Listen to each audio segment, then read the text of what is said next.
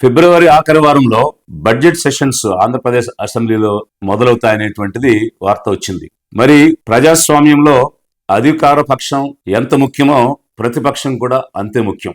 రాజ్యాంగాన్ని కాన్స్టిట్యూంట్ అసెంబ్లీలో ప్రవేశపెట్టినప్పుడు రాజ్యాంగ నిర్మాతలు బాబాసాహెబ్ అంబేద్కర్ గాని, ఆ డ్రాఫ్టింగ్ కమిటీలో ఉన్నవారు గాని, ఆ రోజు కాన్స్టిట్యూంట్ అసెంబ్లీలో ఉన్నవారు గాని అధికార పక్ష పాత్ర, ప్రతిపక్ష పాత్ర గురించి సుదీర్ఘమైనటువంటి చర్చ చేయడం జరిగింది. ఒక వాచ్ డాగులా ప్రజల యొక్క సంక్షేమం, ప్రజల యొక్క శ్రేయస్సు కోరేటువంటి పక్షంగా ప్రతిపక్షం నిలబడాలి.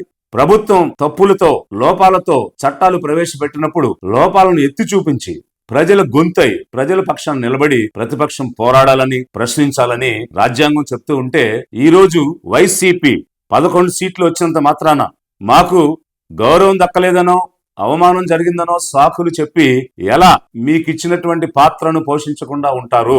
వైసీపీ ఖచ్చితంగా అసెంబ్లీకి వెళ్ళాలి, అసెంబ్లీలో మాట్లాడాలి, పేదల యొక్క సమస్యలు మాట్లాడాలి, చట్టాల్లోని లోపాలు ఎత్తి చూపించాలి, పేదల పక్షాన నిలబడి పోరాడాలి. మీకు 1,30,00,000 పైన ఓట్లు వచ్చాయి, 39% పైన ఓట్లు వచ్చాయి. జగనన్నే మా నమ్మకం, జగనన్నే మా భవిష్యత్ అని అప్పుడు ఓదరగొట్టి ఓట్లు వేయించుకున్నారు. మరి ఆ నమ్మకం నిలబెట్టాల్సిన బాధ్యత మీకు లేదా? మిమ్మల్ని నమ్మి ఓట్లు వేసిన వారి కోసం మాట్లాడాల్సిన అవసరం వైసీపీకి లేదా?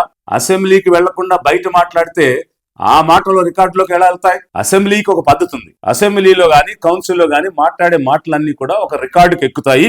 ఆ రికార్డ్ అనేది పర్మనెంట్ గా ఉంటుంది. ఎప్పుడు ఎవరు ఏ క్షణం ఏ సందర్భంగా ఏం మాట్లాడారు అనేది ఎప్పుడైనా కూడా తీసి చూడొచ్చు. అలాంటి రికార్డుని ఈ పార్టీ కోల్పోతూ ఉంది, ఒక అవకాశాన్ని కోల్పోతూ ఉంది.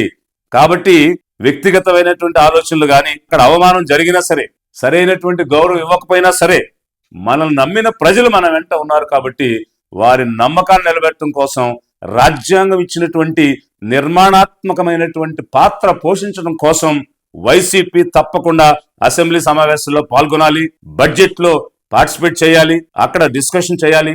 ఈ రోజు కేంద్రం బడ్జెట్ వచ్చింది. ఆ బడ్జెట్ గురించి అసలు వైసీపీ ఎవరు ఏమి మాట్లాడలేదు. ఎందుకని మాట్లాడలేదు? ఆంధ్రప్రదేశ్ రాష్ట్రానికి ఏమి ఇచ్చారు, ఏమి ఇవ్వలేదని ఒక బాధ్యత కలిగిన పార్టీగా ఏ విషయాన్ని కూడా ప్రస్తావించకపోవడం. మరి ప్రజలు మీ మీద పెట్టుకున్న నమ్మకాన్ని మీరు నిలబెడుతున్నారా?